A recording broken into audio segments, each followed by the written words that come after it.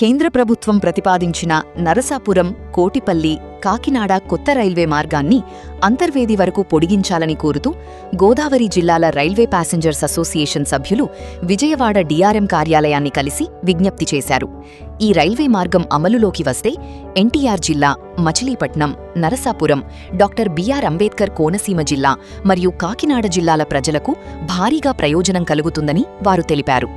ముఖ్యమంత్రి చంద్రబాబు, అలాగే ఉప ముఖ్యమంత్రి పవన్ కళ్యాణ్ పలుమార్లు అంతర్వేది శ్రీ లక్ష్మీనరసింహస్వామి ఆలయ ప్రాముఖ్యతను ప్రస్తావించిన విషయాన్ని గుర్తుచేస్తూ దేశంలోని పలు ప్రాంతాల నుండి వచ్చే భక్తుల సౌకర్యార్థం అంతర్వేదిలోనే ప్రత్యేక రైల్వే స్టేషన్ నిర్మించాలని వారు కోరారు.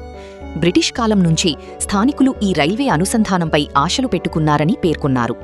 అంతర్వేదిలో రైల్వే స్టేషన్ ఏర్పాటు వల్ల ఈ ప్రాంతం ప్రధాన పర్యాటక కేంద్రంగా అభివృద్ధి చెందడమే కాకుండా మత్స్య పరిశ్రమ, కొబ్బరి ఆధారిత పరిశ్రమలు కూడా పురోగతి సాధిస్తాయని తెలిపారు.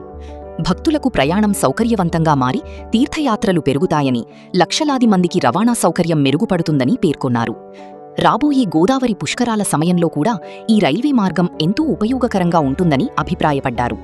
ప్రస్తుతం ప్రతిపాదించిన రైల్వే స్టేషన్ ఆలయానికి దూరంగా ఉండటంతో భక్తులు ఇబ్బందులు పడే అవకాశముందని అధికారుల దృష్టికి తీసుకొల్లామని తెలిపారు. కాబట్టి అంతర్వేది వరకు రైల్వే మార్గాన్ని పొడిగించి ఆలయానికి సమీపంలోనే స్టేషన్ ఏర్పాటు చేయాలని కేంద్ర రైల్వే శాఖ, ప్రధానమంత్రి నరేంద్ర మోడీ, ముఖ్యమంత్రి చంద్రబాబు మరియు ఉప ముఖ్యమంత్రి పవన్ కళ్యాణ్లకు అసోసియేషన్ సభ్యులు విజ్ఞప్తి చేశారు.